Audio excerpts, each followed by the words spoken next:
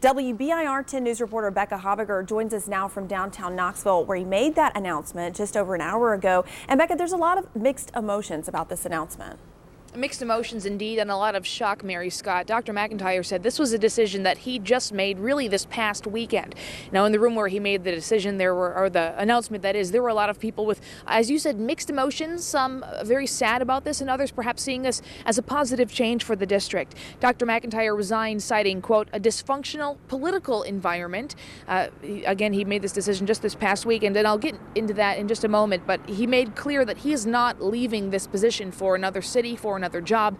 In fact, he said he and his family plan on staying here in Knoxville as they have made this their home. McIntyre said he's sad about this decision. It's not one that he wanted to make. He didn't want to vacate the position, but he said he recognizes that effective September 1st, there will be a new Board of Education with some new members. Currently, the Board of Education is stacked in his favor, and to that I mean there are a majority of people on the board who support his leadership, but coming September 1st, that might not be the case. He might have more critics on the board than he does supporters.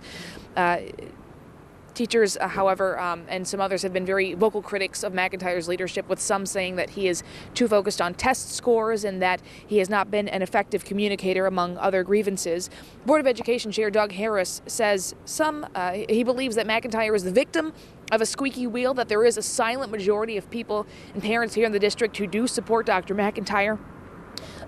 This agreement Dr. McIntyre will be agreeing to is, of course, still pending board approval, but he is set to resign effective July 8th with a one-year severance. That's over $200,000 for him.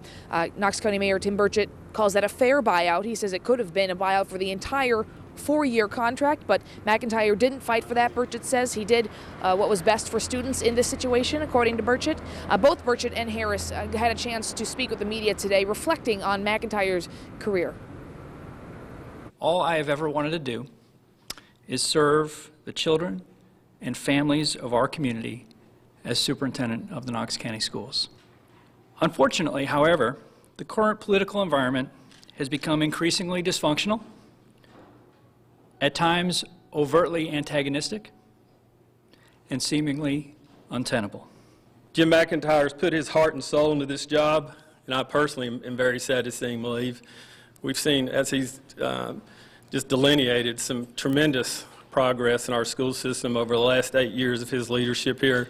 We have our differences, but the reality is the kids are who we are here for, and that's where we put our differences aside. And I think we all have the same goal. I think we all want to make sure we provide an outstanding education to our children, but there may be differences in how you approach that. And, I want to be respectful of that. Board Chairman Doug Harris says he wants to reassure parents that the board will continue its exemplary leadership and its stability, that is, in students' education. Again, McIntyre is not resigning until July 8th. So as for what's in the future, Harris says that's up to the board to discuss at a meeting. There could be a national search for a superintendent. It could be tapping an interim.